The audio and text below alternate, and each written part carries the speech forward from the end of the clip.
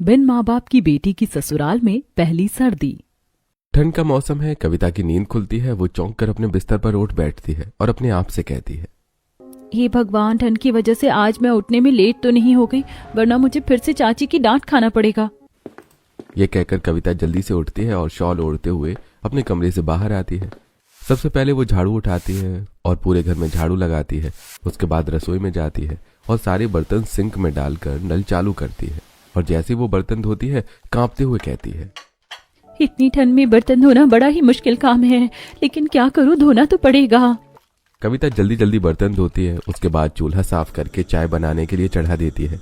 थोड़ी देर में चाय बन जाती है। तब कविता अपने आप से कहती है, चाची तो अब तक उठी ही नहीं है। ऐसा करती हूँ कि जब तक चाची और घर के बाकी लोग उठते हैं तब तक मैं ही चाय पी लेती हूँ। कविता कप में चाय छानती है और रसोई में रखी हुई कुर्सी पर बैठकर चाय पीने लगती है। तभी उसकी चाची सिमरन आती है और कविता को चाय पीता देखकर उसकी चाय को हाथों से मारकर गिरा देती है और गुस्से में कहती है, हम लोग सोकर भी नहीं उठे और तू चाय पीने लगी। तेरी इतनी हिम्मत कि तू हम लोगों से पहले ही चाय पी ले। चाची, ठंड बहुत लग रही थी और बर्तन धोने के बाद तो मेरे हाथ भी अकड़ गए थे। मैंने सोचा कि आप लोग अभी नहीं उठे हो, तब तक मैं चाय पी लेती हूँ तो मुझे थोड़ा अच्छा लगेगा। हाँ, महारानी को ठंड लग रही है, दुनिया की सारी ठंड तो तुझे ही लगती है। खबरदार, आज के बाद हमसे पहले चाय पी तो चल जल्दी से ये कप के टुकड़े उठा, यहाँ सफाई करके हमें चाय बनाकर पिला।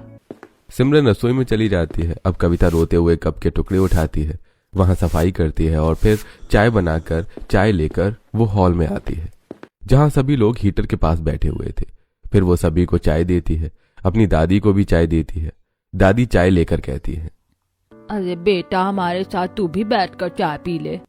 कोई जरूरत नहीं है चाय पीने की, सबसे पहले जाकर हमारे लिए नाश्ता बना कर लिया, उसके बाद चाय पीना। सुना नहीं मेरी बहू ने क्या कहा? चल जा और जाकर सबके लिए पोहा बना कर लिया। कविता रसोई में जाती है। पोहा निकालकर उसे बनाने लगती है। थोड़ी देर में वो पोहा बनाकर कटोरियों में निकालती है और फिर बाहर हॉल में सभी को देने लगती है। तभी सिमरन की बेटी निशा गुस्सा होते हुए कहती है, देख कविता, मुझसे तो ये पोहा नहीं खाया जाएगा, मैं सैंडविच खाऊंगी। निशा, अगर तुम्हें सैंडविच खाना था तो तुम पहले नहीं बता सकती थी? बेचारी को दो बार नाश्ता बनाना पड़ेगा। आपको बड़ी दया आ रही है अपनी पोती पर? अरे काम कर लेने से उसके हाथ पैर नहीं घिस जाएंगे? वैसे तो घर में रहकर फोकट का ही खाती है। चल जा और जल्दी से मेरी बेटी के लिए सैंडविच बनाकर ले आ। ये सुनकर कविता सैंडविच बनाने के लिए रसोई में जाती है। तब गोमती गुस्सा होते हुए सिमरन से कहती है, तुझे दया नहीं आती सिमरन? इतनी ठंड में बच्ची से इतना काम करवा रही है। अरे बिन माँ बाप की बेटी है तो क्या उसे चैन से जीने का कोई अधिकार नहीं है? माँ जी, आपको कविता पर कुछ ज्यादा ही दया आती है। माँ बाप बचपन में ही रोड एक्सीडेंट में मर गए, तब से हम ही तो पाल रहे हैं उसे। ये आपको दिखाई नहीं देता, लेकिन उसके चार काम आपको दिखाई देते हैं। अरे पाल रहे हो तो कौन सा एहसान कर रहे हो? ये उसी के माता पिता का तो घर है जहाँ तुम रह रहे हो और उसी के पिता का बिजनेस है जो तुम चला रहे हो। इतना कुछ लेकर भी तुमने कविता को अपने घर की काम वाली बनाकर रखा हुआ है। देख रहे हैं जी आप, माँ जी की सोच मेरे लिए कितनी बुरी है। एक तो अपने पास रखकर उनकी सेवा भी करो, ऊपर से उनकी बातें भी सुनो। समझा दीजिए आप इन्हें, वरना फिर मुझसे मत कहिएगा कि मैं फालतू में लड़ती रहती हूँ। सिमरन ऐसा कहकर गुस्से से अपने कमरे में चली जाती है। तब महेश कहता है, अरे माँ, आप भी ना घर में कलेश करवाती रहती हो, चुप भी तो रहा करो। जिसको देखो इस घर में अपनी चलाता रहता है। ऐसा कहकर महेश भी घर से बाहर चला जाता है। थोड़ी देर बाद कविता ब्रेड सैंडविच बनाकर लाती है और निशा को देते हुए कहती है, ये लो निशा, तुम्हारे ब्रेड सैंडविच खा लो। निशा ब्रेड सैंडविच लेती है और कहती है, ठीक है, मैं इसे अपने कमरे में ही जाकर खा लूंगी। कविता, आज खाने में मक्के की रोटी सरसों का साग बनाना, वो ठंड में अच्छी लगती है। अच्छा, अब मैं अपने कमरे में जा रही हूँ और हाँ, जल्दी से टिफिन बनाकर सुमित के लिए पैक कर देना, उन्हें ऑफिस जाना है। ऐसा कहकर सेजल अपने कमरे में चली जाती है। तब सुमित कहता है, मैं जानता हूँ कविता कि तुम्हें बहुत काम करना पड़ता है।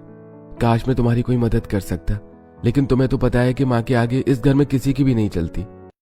अरे नहीं सुमित भैया, अपनों के लिए काम करने में क्या दिक्कत हो सकती है, आप चिंता मत कीजिए। और हाँ, आज मैं आपके ऑफिस के लिए मक्के की रोटी और सरसों का साग रखूंगी। मुझे पता है कि आपको वो बहुत पसंद है। सुमित कविता को देखकर मुस्कुरा देता है। अब कविता रसोई में जाती है और सबसे पहले सरसों का साग काटती है और तड़का देती है। उसके बाद ढेर सारा आटा गूंथ कर उनकी रोटियां बनाती है। वो डाइनिंग टेबल पर सभी का खाना लगाती है और सुमित का खाना भी पैक करती है। सभी लोग खाना खा लेते हैं। उसके बाद सरिता सबसे पहले रसोई में जाकर गंदे बर्तन धोती है, फिर रसोई साफ करती है और घर का बाकी सारा काम खत्म करती है। ऐसी समय बीत रहा था। बीतते समय के साथ ठंड बढ़ रही थी और कविता ठंड में ही घर का सारा काम करती थी। एक दिन निशा सिमरन से कहती है, माँ ठंड बढ़ रही है और मेरी सभी स्वेटर पुरानी हो गई, तो आज शाम को हम बाजार चलेंगे ताकि मैं अपने लिए कुछ नए स्वेटर और जैकेट खरीद सकूं। हाँ निशा, तुम सही कह रही हो, कुछ स्वेटर और जैकेट तो मुझे भी चाहिए। ठीक है, तो तुम दोनों शाम को तैयार हो जाना, आज हम शाम को मार्केट चलेंगे। चाची, मैं भी जब सुबह काम करने उठती हूँ तो मुझे बहुत ठंड लगती है और मेरी पुरानी स्वेटर तो बहुत फट गई है। आप मेरे लिए भी एक नई स्वेटर ला देना। मेरे पास इतने भी फालतू पैसे नहीं है कि मैं अनाथों को स्वेटर पहनाती फिरूं, और वैसे तुझे नए स्वेटर की जरूरत नहीं है, तेरा पुराना स्वेटर ही काफी है ठंड बिताने के लिए। ऐसा कहकर सिमरन अपने कमरे में चली जाती है। उसके पीछे निशा और सेजल भी चली जाती है। तब कविता अपनी दादी के पास जाती है और दादी के गले लगकर रोने लगती है और कहती है, दादी, अगर मेरे माता पिता जिंदा होते तो आज वो मेरे लिए भी स्वेटर खरीदते। हाँ मेरी बच्ची, तू सही कहती है, लेकिन देखना एक दिन तेरे सारे दुख दूर हो जाएंगे। शाम को सिमरन मार्केट जाते समय कविता से कहती है, सुन कविता, मैं बाजार जा रही हूँ, मेरे आने से पहले खाना बना लेना, और हाँ रोटियां मत बनाना, वो तो गर्मा गर्म ही बनाना, लेकिन उससे पहले सारा आंगन धो लेना, पूरे घर का पोछा लगा लेना, और हाँ साथ में सारे कपड़े, चादर और पर्दे भी धोकर डाल देना। अरे सिमरन, कुछ तो दया कर उस बच्ची पर, ठंड में उसे इतना सारा काम बताकर जा रही है, वो अकेले इतना काम कैसे करेगी। ओहो दादी माँ, आप कविता के बारे में कुछ ज्यादा ही सोचती हैं। भला काम नहीं करेगी तो और क्या करेगी वो। हाँ माँ जी, सेजल सही कह रही है, और आपको तो कितनी बार समझाया है कि आप हम लोगों के बीच में ना ही बोला करे तो अच्छा है। सिमरन ऐसा कह ही रही थी कि तभी पड़ोसन कमला आती है और कहती है, अरे सिमरन बहन, तुम्हें तो शाम को मेरे साथ शॉपिंग पर चलने वाली थी, तुम्हें देर हो रही थी तो मैं ही तुम्हें बुलाने आ गई।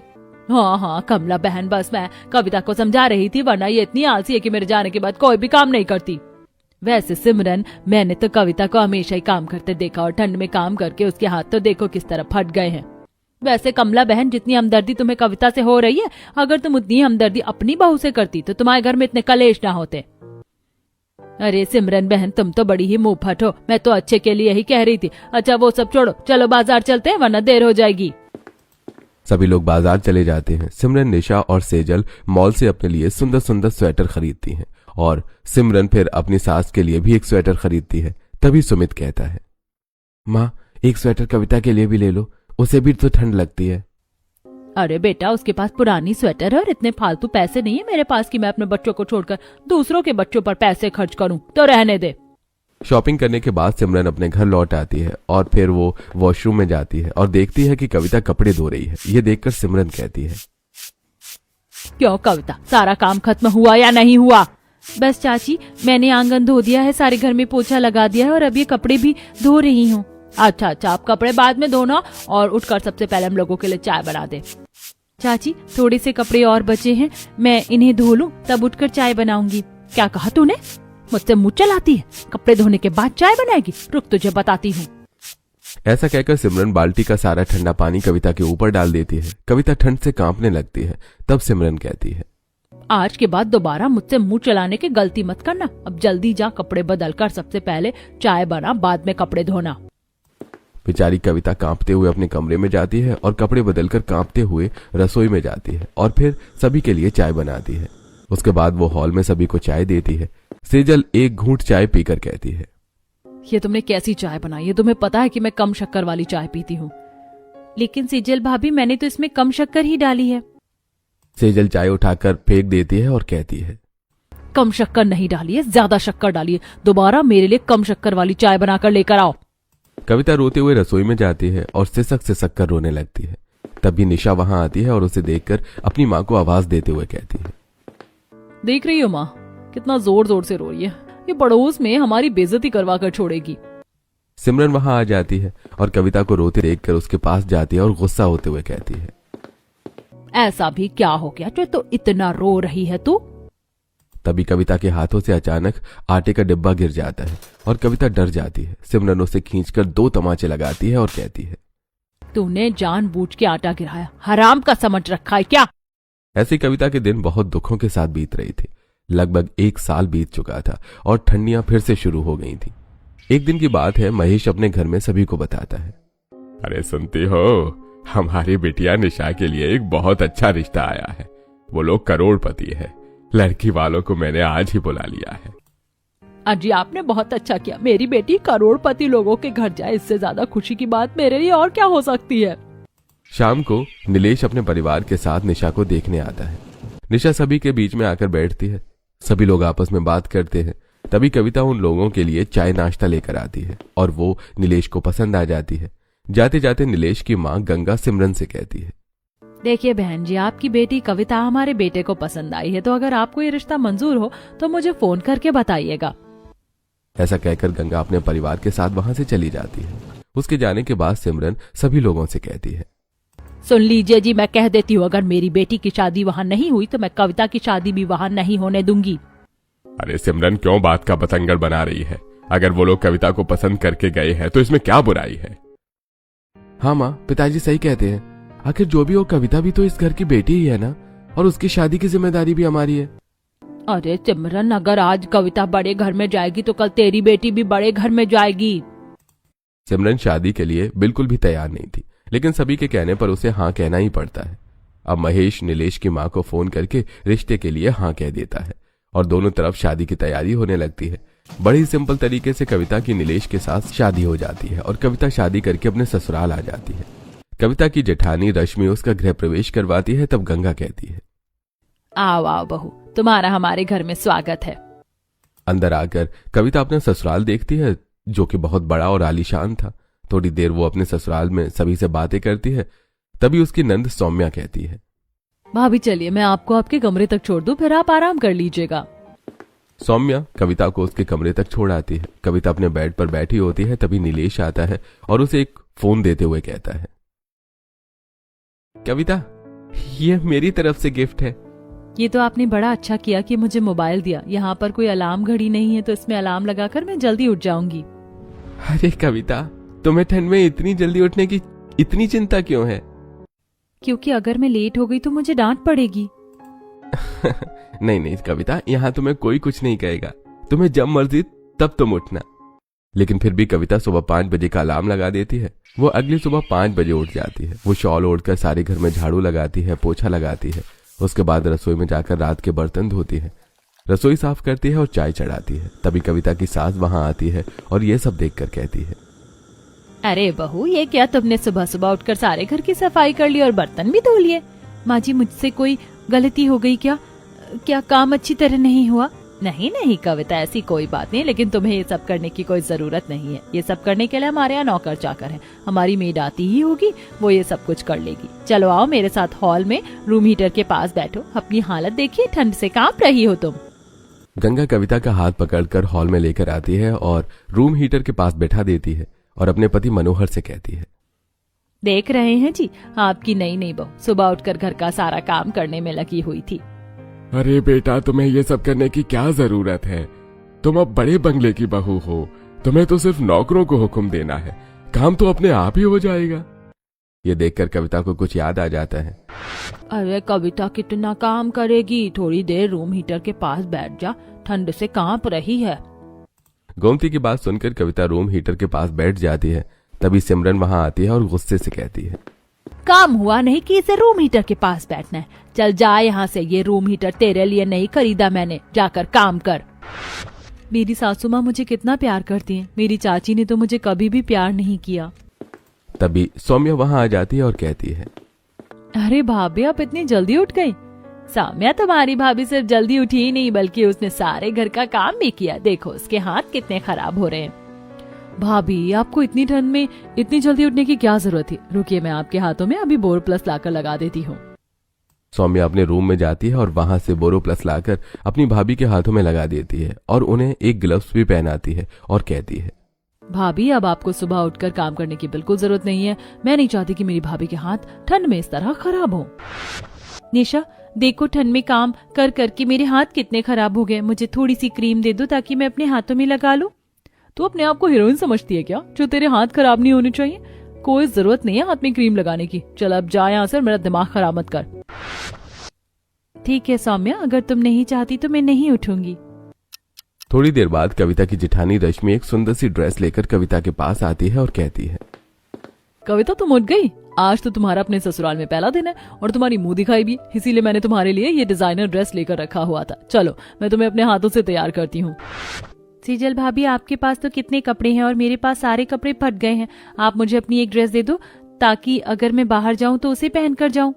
अपनी औकात में रह कविता, मेरे कपड़े पहनने के सपने भी मत देखना। वैसे एक बात कहूं, तुझ पर ये फटे हुए कपड़े ही सूट करते हैं। मैंने तो कभी सोचा भी नहीं था कि मेरे ससुराल में सभी लोग मुझसे इतना प्यार करेंगे जितना मेरे मायके वालों ने भी कभी नहीं किया। क्या सोच रही हो देवरानी जी, चलें? अब कविता बहुत खुश हो जाती है। फिर रश्मि उसे अपने कमरे में ले जाती है, उसे एक डिजाइनर ड्रेस पहनाती है और अपने हाथों से उसका मेकअप करती है। जब कविता तैयार होकर बाहर आती है तो उसे देखकर सभी लोग बहुत खुश हो जाते हैं। कविता के ससुर कहते हैं, हमारी बहू तो बिल्कुल लक्ष्मी की सूरत लग रही है। तभी कविता की सास एक बड़ा सा पैकेट देते हुए कहती है, बहू, इसमें ढेर सारी स्वेटर और शॉल है। ठंड का मौसम है, स्वेटर और शॉल पहन कर ही रखना। इसीलिए मैं अपनी साड़ी ले आई ताकि तुम हर ड्रेस से मैच करके स्वेटर और शॉल पहन सको। अपने मायके में तो मेरे पास एक ही स्वेटर थी, वो भी बहुत पुरानी और फटी हुई थी, लेकिन मेरी सासू माँ ने तो मुझे इतनी सारी स्वेटर दे दिए हैं कि मैं साल भर भी पहन लूं तो खत्म नहीं होंगे। थोड़ी देर बाद मोहल्ले की सभी औरतें कविता से मिलने आ जाती हैं। सभी लोग कविता से ढेर सारी बातें करती हैं और कविता को बहुत सारे तोहफे भी देती हैं। मानवी कहती है, गंगा बहन, तुम्हारी बहू तो लाखों में है, क्या तुम तो हीरा चुनकर लाई हो, हीरा। कविता अपनी तारीफ सुनकर बहुत खुश होती है। समय बीतता है, धीरे धीरे कविता को अपने ससुराल आए अब लगभग 3 दिन बीत चुके थे। एक दिन कविता अपनी सास से कहती है, माँ जी, आज मैं आप सबके लिए अपने हाथों से खाना बनाना चाहती हूँ। बहू, वैसे तो उसकी जरूरत नहीं है, लेकिन अगर फिर भी तुम्हारा मन है तो ठीक है, तुम जाओ, तुम्हें जिस चीज की जरूरत होगी बताना। कविता रसोई में जाती है और खाना बनाने की तैयारी करने लगती है। तभी उसकी जेठानी रश्मि वहां आती है और कहती है, देवरानी जी, सुना है आज अपने हाथों से आप हम लोगों के लिए खाना बनाने वाली है। हाँ भाभी, आज मैं सभी को अपनी पसंद का खाना बनाकर खिलाऊंगी। फिर तो मुझे भी आपकी मदद करवानी पड़ेगी। क्यों भाभी, क्या हुआ? मुझसे कोई गलती हुई क्या? अरे नहीं नहीं देवरानी जी, ऐसी बात नहीं है। अब अगर आप अकेले काम करेंगी तो ये अच्छा थोड़ी ना लगेगा, इसीलिए मुझे तो आपकी मदद करनी होगी। ये सुनकर कविता फिर पुरानी यादों में खो जाती है। सीजल भाभी, आज मेरी तबीयत ठीक नहीं लग रही है, तो क्या आप मेरे साथ खाना बनवाने में मेरी मदद कर दोगी? कविता, मुझे और भी बहुत सारे काम है, और वैसे भी कौन सी तबीयत खराब है तुम्हारी? अच्छी खासी दिख रही हो। चलो जाओ, जाकर खाना बनाओ। अब कविता और रश्मि मिलकर खाना बनाती हैं। उसके बाद वो सभी लोगों को खाने लगा देती हैं। सभी लोग खाना खाकर कविता के बने खाने की बहुत तारीफ करते हैं। इस तरह समय गुजरता है और कविता के ससुराल वाले उसे बहुत प्यार करते थे। एक दिन नीलेश कविता से कहता है, कविता, हमारी शादी को 1 हफ्ता हो गया, लेकिन मैंने अभी तक तुम्हें शॉपिंग नहीं कराई। तैयार हो जाओ, हमें अभी शॉपिंग के लिए जाना है। अरे लेकिन मेरे पास तो सब कुछ है, मुझे किसी चीज की जरूरत नहीं है। ये सब मैं नहीं जानता, मुझे तो इतना पता है कि मुझे अपनी खूबसूरत वाइफ को आज शॉपिंग करवानी है, इसलिए तैयार हो और चलो। कविता तैयार हो जाती है और नीलेश के साथ शॉपिंग के लिए जाती है। नीलेश उसे ढेर सारी स्टाइलिश ड्रेस, मेकअप, चप्पल, ज्वेलरी और गर्म कपड़े दिलाता है। अंत में उसे एक कंबल की दुकान पर ले जाता है और उसके लिए 4-5 ब्रांडेड कंबल पैक करवा देता है और कहता है, कविता, तुम्हें ठंड ज्यादा लगती है ना, इसलिए मैंने तुम्हारे लिए सारे कंबल खरीद लिए हैं। नीलेश की बात सुनकर कविता पुरानी यादों में खो जाती है। चाची, ठंड कितनी बढ़ गई और मेरा कंबल बहुत पुराना हो गया है और वो बहुत पतला भी है, इसीलिए मुझे रात भर ठंड लगती है। आप मुझे एक कंबल दे दो। कंबल खराब नहीं है, तेरी किस्मत खराब है। बचपन में अपने माँ बाप को खा गई और अब मुझ पर बोझ बनकर बैठी है। हमारे घर में एक्स्ट्रा कंबल नहीं है, जो है उसी से काम चलाना पड़ेगा। शॉपिंग के बाद नीलेश कविता को बाहर डिनर करवाता है और उसके बाद रात को वो लोग घर वापस आ जाते हैं। कविता बहुत सारे नए कंबल पाकर बहुत खुश थी। अगले दिन शाम को गंगा कविता से कहती है, कविता बेटा, आज हमारी फैमिली फ्रेंड की बेटी की शादी का रिसेप्शन है, तो तुम लोग शाम को तैयार हो जाना, हम सभी पार्टी में जाएंगे। जी माँ जी। शाम हो जाती है और कविता तैयार होकर अपने ससुराल वालों के साथ पार्टी में जाती है। कविता की सास बड़े ही गर्व से कविता को सभी मेहमानों से मिलवाती है। ये देखकर कविता भावुक होते हुए फिर पिछली यादों में खो जाती है। चाची, आप लोग पार्टी में जा रहे हो ना? मुझे भी आपके साथ पार्टी में चलना है। मैं पिछले कई दिनों से कहीं नहीं गई, तो आप मुझे भी ले चलो। अपनी शक्ल देखी है, तू कहीं ले जाने के लायक नहीं है। अगर मैं तुझे अपने साथ ले गई तो मुझे शर्म आएगी, इसीलिए चुपचाप घर में ही रह। कविता को पार्टी में बहुत अच्छा लगता है। फिर रात को वो सभी लोग घर आ जाते हैं। ऐसी समय बीत रहा था और कविता अपने ससुराल में बहुत खुश थी। एक दिन कविता की चाची का फोन आता है और वो कविता से कहती है, कविता, मैं अपनी बेटी निशा की शादी कर रही हूँ, वो भी एक बहुत अच्छे घर में। तुझे क्या लगा कि सिर्फ तेरी ही अच्छे घर में शादी होगी? आ जाना और अपनी आंखों से देखना मेरी बेटी की शादी। हाँ चाची, मैं बहुत खुश हूँ कि निशा की शादी अच्छे घर में हो रही है, मैं जरूर आऊंगी। फोन रखने के बाद कविता अपनी सास को सारी बातें बताते हुए कहती है, माँ जी, कल मेरी बहन निशा की शादी है। चाची ने हम सबको दावत के लिए फोन किया था। बहू, ये तो बहुत खुशी की बात है। तुम अपनी बहन की शादी में जाने की तैयारी करो, हम सब निशा की शादी में जाएंगे। अगले दिन कविता अपने सभी ससुराल वालों के साथ तैयार होकर अपने मायके पहुंचती है। वो अपनी चाची से मिलती है और कहती है, चाची, निशा कहाँ है? मुझे उससे मिलना है। वो स्टेज पर बैठी है, लेकिन कोई जरूरत नहीं है तुझे उससे मिलने की। मेरा मतलब है वो अपने दोस्तों के साथ है ना। गंगा बहन जी, आप लोग खाना खा लीजिए। ऐसा कहकर सिमरन चली जाती है। तभी कविता की दादी वहां आ जाती है। कविता दौड़कर अपनी दादी के गले लग जाती है। गोमती कविता को देखकर कहती है, मेरी बच्ची, मुझे पता है कि तू अपने ससुराल में बहुत खुश है। मैं तुझे हमेशा कहती थी ना कि एक दिन तुझे तेरे सपनों का राजकुमार जरूर मिलेगा, जो तुझे हर परेशानी से बाहर निकाल लेगा। हाँ दादी, आप बिल्कुल सही कहती थी। उसके बाद कविता अपनी दादी को अपने ससुराल वालों से मिलवाती है। अब वो लोग आपस में काफी सारी बातें करते हैं। फिर सभी लोग साथ में खाना खाते हैं। पार्टी में काफी देर रुकने के बाद वो अपने घर वापस आ जाते हैं। ऐसे कुछ समय बीत जाता है। एक दिन सिमरन का फोन आता है और वो रोते हुए कविता से कहती है, कविता बेटा, तू नीलेश बाबू को लेकर जल्दी घर आ जा, मुझे तुमसे बहुत जरूरी बात करनी है। क्या बात है चाची? सब ठीक तो है ना? आप रो क्यों रही हैं? बेटा बस तू घर आ जा, मैं तुझे सब बताऊंगी। कविता अपनी सास को सारी बातें बताती है। तब गंगा कहती है, मुझे लगता है उन्हें तुम्हारी जरूरत है। देर मत करो, नीलेश को लेकर अभी अपने मायके चली जाओ। कविता नीलेश को लेकर अपने मायके पहुंचती है तो वहां पर निशा बैठी रो रही थी। निशा कविता को देखकर दौड़कर उसे गले लगा लेती है। कविता कहती है, क्या हुआ निशा? कुछ तो बता, तू रो क्यों रही है? कविता, ये सब हमारी करनी का ही भल है। मैं और माँ ने तुम्हें हमेशा ही नीचा दिखाया, बस इसीलिए आज किस्मत मुझे नीचा दिखा रही है। शादी के बाद मेरे पति और मेरे ससुराल वालों ने मुझ पर जुल्म करना शुरू कर दिया। वो मुझे हर बात पर डांटते हैं और खाना नहीं देते। और तो और मेरा पति मुझ पर हाथ भी उठाता है, और आज तो उसने हद ही कर दी। मुझे बेल्ट से मारा, अपने घर से भगा दिया। ये देखो मेरे हाथों में निशान। ये देखकर कविता को बहुत बुरा लगता है और वो गुस्से में कहती है, तू परेशान मत हो निशा, मैं उसे अच्छा सबक सिखाऊंगी। बेटा अरमान नीलेश बाबू की ही फैक्ट्री में काम करता है। अगर नीलेश बाबू उसे कह देंगे तो सब कुछ ठीक हो सकता है और मेरी बेटी का घर टूटने से बच सकता है। हाँ आंटी, आप बिल्कुल चिंता मत कीजिए। मैं कल ही उसे डांटूंगा और मुझे विश्वास है कि आज के बाद वो ऐसा कभी नहीं करेगा। अपनी चाची को तसल्ली देने के बाद कविता अपने पति के साथ वहां से चली जाती है। तब गोमती सभी लोगों से कहती है, देखा तूने, जिस बिन माँ बाप की बच्ची पर तूने इतना जुल्म किया, आज वो तेरी बेटी पर जुल्म होता हुआ देख तड़प गई और तेरी मदद करने के लिए तैयार हो गई। माँ जी, आप सही कहती है, मैंने बहुत बड़ी गलती की है। पता नहीं भगवान मुझे इसके लिए कभी माफ करेगा भी या नहीं। अगले दिन नीलेश ऑफिस में अरमान को बुलाकर बहुत डांटता है और उसे नौकरी से निकालने की धमकी भी देता है। अरमान नीलेश से माफी मांगता है और अपनी बीवी को प्रेम से वापस लाने का वादा करता है। शाम को नीलेश घर जाकर कविता को सारी बातें बताता है। 2 दिन बाद कविता के मायके वालों के साथ अरमान भी कविता के घर आता है। सिमरन कविता को मीठा देते हुए कहती है, कविता बेटा, आज तक तुम्हारी चाची से जो कुछ भी गलती हुई उसे माफ कर दो। आज तुम दोनों की वजह से मेरी बेटी का घर फिर से बस गया और वो अपने घर जा रही है। हाँ कविता माँ जी, सच कह रही है, तुम सच में बहुत अच्छी हो और हमारे नसीब ही है कि तुम्हारी जैसी लड़की हमारे जीवन में है। कविता सभी की बातें सुनकर सभी को माफ कर देती है। इस तरह अब कविता के ससुराल वालों के साथ साथ उससे उसके मायके वाले भी बहुत प्यार करने लगे थे और कविता का जीवन बहुत सुखमय हो गया था।